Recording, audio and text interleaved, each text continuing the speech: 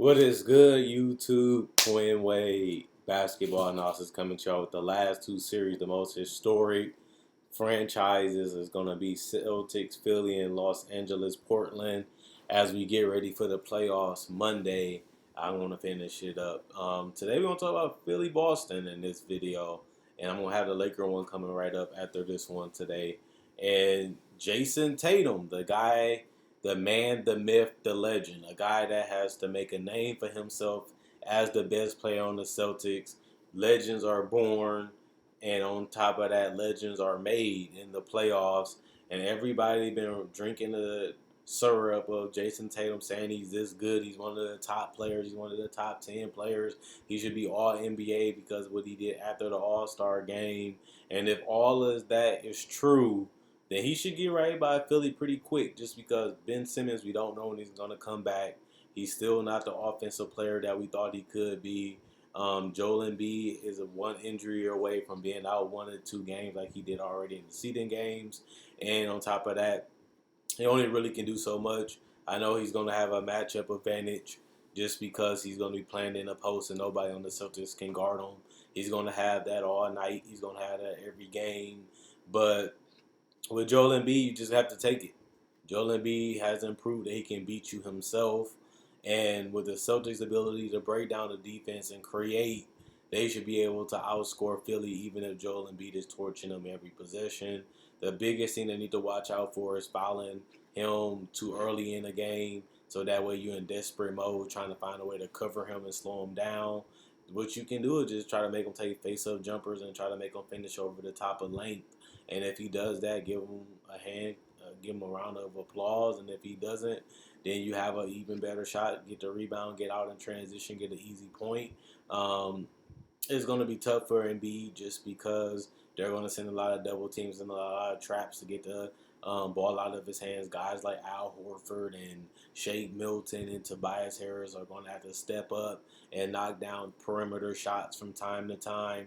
They're going to have to set some screens, and they're going to have to find ways to play a little bit of pick and roll so that way Joel Embiid can get quality looks and easier looks, because he's already a guy that we have seen not be in the best shape and be tired or not being able to be elite for a long period of time on the court, especially when he's playing in the playoffs. He has been a non-factor offensively majority of the time that he played in the postseason, but he has been elite defensively. And that's another thing. Boston loves to break down the defense and get to the basket and kick. And it's going to be tough when you have Al Horford and Joel Embiid down there clogging up the paint, rotating over, and you're going to need guys like Gordon Hayward, who is probably the biggest X factor for the Celtics, just because if he can handle the ball and he can create and he can knock down mid-range and threes, is going to be a guy that can get you 20 plus points off the bench, 20 plus points as a starter, and that can be a big difference each and every game. I want to see what Marcus Smart brings to the table, as he's one of the favorite Celtics and most popular Celtics, but his shooting will be important just to give out the floor spacing and just to make yourself known as a threat. They're going to give it to him, and he's just going to have to punish them and knock them down from time to time. I'm not saying Marcus Smart needs to shoot 40% from three.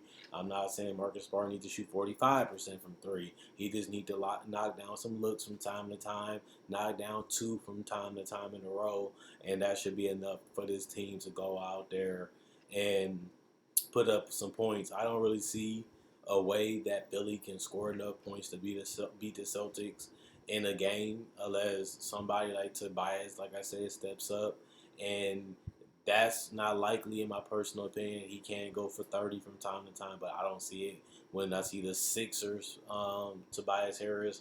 But they're going to need somebody on the perimeter to knock down shots.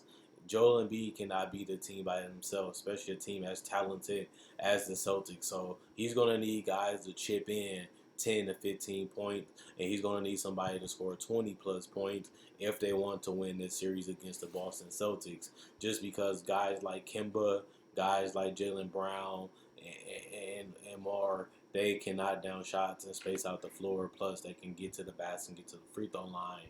And with the ability to score and defend the perimeter like the Celtics can, they're going to need guys that can basically try to keep up. Because remember, the Sixers are at a disadvantage. The Sixers are the ones that's not the favorite. They're the ones that's the sixth seed. So Boston, even though we have had our troubles, even though we have had our troubles closing out games, and it was frustrating as a Celtics fan seeing us blow leads, seeing us find ways to lose games in the fourth quarter. Philly also has that problem as they turn over the ball, even Joel Embiid, and you can take those opportunities and turn it into transition, or you can just value the possession, slow down, and try to get a quality shot while Philly struggles to get consistent offense. I think that's the main reason why I have Philly losing this series. Is I don't see them being able to score enough points consistently to beat this Celtics team in 48 minutes. And that's what it's all about in the playoffs. Can you stay close enough to steal the game? Can you execute in the fourth quarter so that way you're getting a quality shot each time up the court? And Philly hasn't shown me that they're able to do that in the regular season, in the seeding games, especially without Ben Simmons. Shea Milton, as we know, the guy that got in the starting lineup, he's going to be important because of his three-point shooting. He's going to have to knock down that 40% to punish the Celtics from helping and double teaming on Embiid. And even if they got to move the ball to get to, I mean, even if he has to pass the ball to get the hockey assist, Shea Milton has to be ready and he has to let that thing fly. He's going to be a crucial part of this team if they want to beat the Celtics because of his three-point shooting. I think it's just that essential. I think Furkan Korkmaz is another guy that's going to have to literally knock down some shots from mid-range and knock down some threes, especially if he's going to play more minutes. He's going to have to be more of a threat, and I think he can do that, but I don't know if he will. I think that's what makes him a guy you have to look for because he can shoot and he can give them space and then he can come off screens and he can knock down shots off of dribble handoffs that Joel Embiid can set or Al Horford. And if they can get some type of offense from him, it's only going to help him. Matisse Thybulle is going to be important because he's going to have to slow down and make the Celtics take tough shots from the perimeter or stop them from getting to the paint and force them to take the mid-range jumpers and the fadeaway jumpers that they take from time to time. If he can stay in front of them, it was going to be a huge advantage because the uglier and the muckier the game is, the more Philly has a chance to stay in and grind it out and possibly even steal a game. And it's about, like I tell you guys, it's about who can win 4 games. And if you can muck out 2 or 3 and then you can get hot and have a game like they did in the playoffs last year and get hot, you can close out a series. But if I had to be honest, I just feel like the Celtics are a little bit too much for them. I just feel like the Celtics can get hot from three better than the Sixers. I also feel that the Celtics have Tatum, a guy that can create his own shot. Same with Brown, and they can do some things that the Sixers just can't do. Tice is going to get Joel Embiid out of that paint, and that can help the driving lanes, and that can help the scoring to the basket and into the free throw line. And if Joel Embiid chooses to sag off, Tice is going to have to make him pay by knocking down threes. Even if he gets to space, he still has to be able to at least attempt a shot to force Joel Embiid to respect him from that three-point line. And, the bench of the Celtics is going to be important. Guys like Carson, guys like Brand Wanamaker, they're going to have to be able to pay 5 to 15 minutes of productive basketball just because you don't want to lose the lead when one of your stars go out. You want to at least be able to maintain or at least hang in there or at least continue to build upon the lead. And that's why I think that those guys are going to be important coming off the bench. And when you look at the Sixers, they have been one of the most disappointing teams. They have been a team that a lot of people thought would be better. A lot of people haven't gave up on. And this will be a huge series if they can win it. But odds are in the Celtics' favor. I like the guys like Alec Burks and Glenn Robinson, giving them guys that can create, playing the pick and roll, knock down mid-range, knock down threes, whether it's spot up or off the dribble. I think that's going to be important for them. NATO, can he get to the paint? Can he knock down mid-range? Can he knock down set threes? That's going to be important for Philly to give them the floor spacing. And, of course, before I end the video, I got to talk about Mike Scott being a stretch forward and being able to knock down those shots from time to time to punish the defense from rotating or missing an assignment. And then you got Josh Richardson, probably the biggest X factor outside of Tobias Harris for the Sixers, being able to defend the Tatum defend the Browns, slowing down Kimber, who has been having problems with his knee. He's going to have to be able to switch and guard all these guys and try to stay in front of them and force them to take perimeter shots, just like Matisse Thybulle. But the biggest part of him is, can he create enough?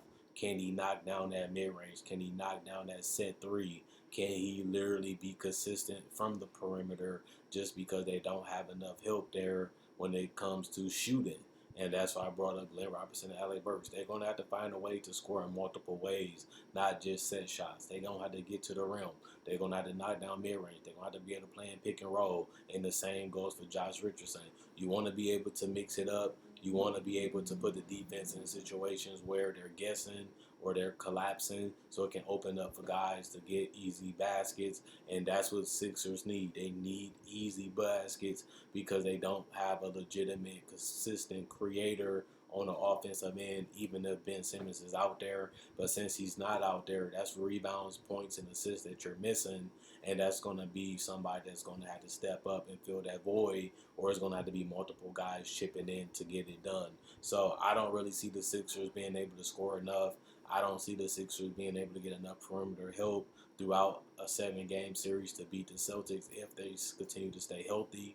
So I'm going to go with Celtics in 5, just because I know Joel Embiid always is one injury, one minor thing happening from being out.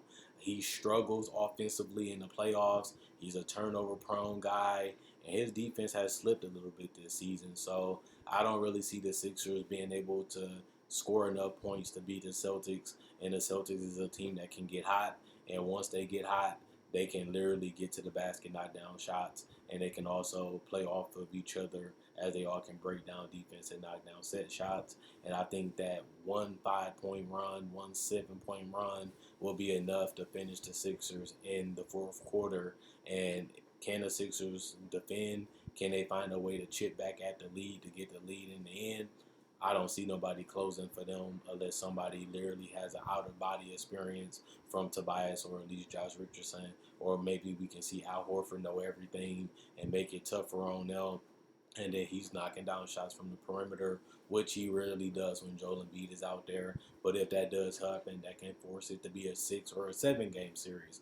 But without Ben Simmons, and when Joel Embiid always being an injury away, and with him always struggling with consistency offensively, if your best player can't get you 30 plus a game, I don't see how you can win this series when the Celtics have multiple guys that can get you 20 to 25 on their team and in their starting lineup, and I just don't see that happening for the Sixers. But other than that, check out my website, analysisplayground.com. Link will be in the description comment section below. Check out my Facebook page, analysisplayground.com. Link will be in the description comment section below. Like on Facebook to show support. You can also buy merchandise on my Facebook page and my spread shirt, which will also be in the description comment section below.